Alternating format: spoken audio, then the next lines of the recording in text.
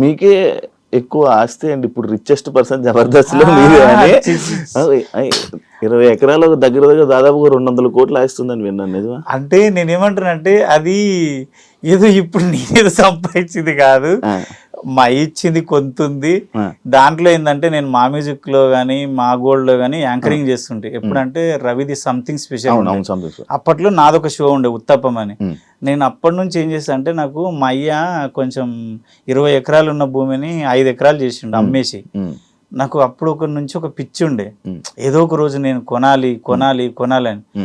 నా ప్రతి రూపాయి నేను నా భార్య కూడబెట్టి, నాకు వేరే అలవాట్లు ఏమి లేవు, పని చేసుకున్నా హైదరాబాద్ వెళ్ళిపోతా. మందంటే ఎప్పుడోసారి ఎవరైనా బాగా కలిస్తే తప్పదు, ఇంకా వాళ్ళు నువ్వు పెద్ద తోపు, నువ్వు తాగవు, ఈ మాటలు వస్తాయని ఓ బీరు తాగుతా. అది వాళ్ళు కలిస్తే మాత్రం పండుగలకు వస్తే ఎక్కడ ఏం తాగను. అప్పుడు ఆ డబ్బంతా కూడబెట్టి నేను అప్పట్లో తక్కువలో ఉన్నా, దేవుడి దయ వల్ల ప్రతి రూపాయి ల్యాండ్ మీద పెట్టినా కాబట్టి అవి అంతా అట్లా అయిపోయింది. దాన్ని నేనేం చేయలేదు.